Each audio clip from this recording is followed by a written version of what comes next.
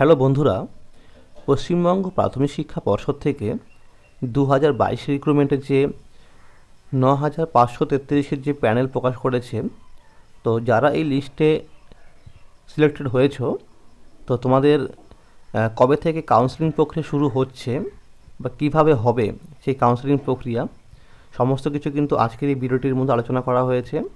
দেখো বন্ধুরা, 9533-এর প্যানেল প্রকাশ করার পরেও কিন্তু এখনও পর্যন্ত তোমাদের এই যে ওয়েবসাইট রয়েছে West Bengal board of primary education, সেখানে কিন্তু এখনও কাউন্সেলিংয়ের কোনো নোটিশ দেওয়া হয়নি।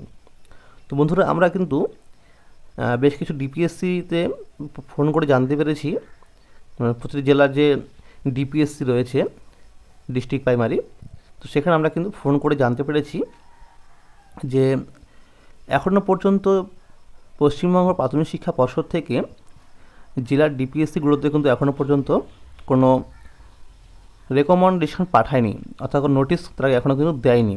অর্থাৎ ডিস্ট্রিক্ট ওয়াইজ যে লিস্ট করা হবে সেটা কিন্তু এখনও পাঠানো হয়নি। তোমরা মনে রাখবে যে ওয়েবসাইটে যে লিস্ট দিয়েছে সেটা কিন্তু স্টেট ওয়াইড, তো ডিস্ট্রিক্ট ওয়াইড যে এখনও লিস্ট সেটা কিন্তু এখনও ডিপিএসসিতে পাঠায়নি। তো তারা বলল যে লিস্ট পেলেই আমরা তোমাদের নোটিশ করা হবে, কারণ প্রতিটি জেলার ডিপিএসসি রয়েছে সেখানে কিন্তু নোটিশ বোর্ডে টাঙিয়ে দেবে যে তোমাদের কবে থেকে কিভাবে হবে।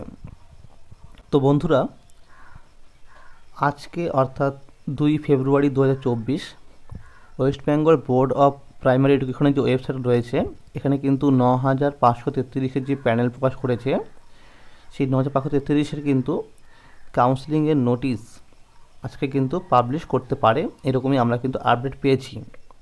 যে কোনো মুহূর্তে কিন্তু এই নোটিশ পাবলিশ করতে পারে।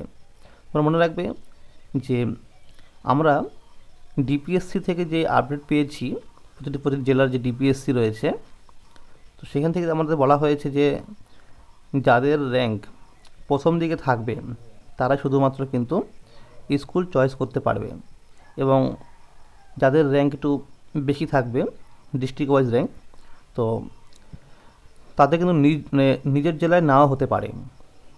তারা চাইলে, অর্থাৎ আমরা সকলেই জানি যে রেকমেন্ডেশন দেওয়া হয় কিন্তু পর্ষদ থেকে, আর তোমাদের যে রিক্রুটমেন্টের জয়েনিং লেটার, অর্থাৎ তোমাদের যে স্কুল তুমি কোন স্কুলে তোমাকে দেওয়া হবে সেটা কিন্তু নিয়োগ করে জেলার ডিপিএসসি থেকে।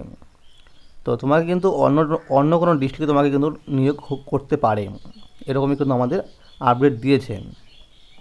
তো মনে রাখবে যে প্রত্যেকটি জেলার কিন্তু ডিপিএসসি যে রয়েছে তাদের কোনো নির্দিষ্ট কোনো ওয়েবসাইট নেই যে তোমরা সেই ওয়েবসাইটে গিয়ে তোমরা দেখতে পারবে যে তারা কবে নোটিশ দিয়েছে বা কবে দেবে। তো তোমাদের কাছে একটা অপশন যে তোমরা কিন্তু তোমাদের জেলার যে ডিপিএসসি রয়েছে তোমরা সেখানে গিয়ে যোগাযোগ করো, কারণ যে কোনো মুহূর্তে তারাও কিন্তু নোটিশ পাবলিশ করতে পারে, যতক্ষণ না পর্যন্ত পর্ষদ থেকে তাদের রেকমেন্ডেশন না পাঠাচ্ছে। রেকমেন্ডেশন দিলেই তারা কিন্তু কাউন্সেলিং প্রক্রিয়া, অর্থাৎ স্কুল চয়েস, তা কিন্তু তারা শুরু করে দেবে। তো বন্ধুরা, তোমরা মনে রাখবে যখনই কাউন্সেলিংয়ের নোটিশ প্রকাশ করবে ডিপিএসসি থেকে, সেখানে তোমাদের কিন্তু কী কী ডকুমেন্টস লাগবে, কবে যেতে হবে, সমস্ত কিছু কিন্তু তাদের নোটিশে বলা থাকবে। তো বন্ধুরা, আজকের এই ছিল আপডেট।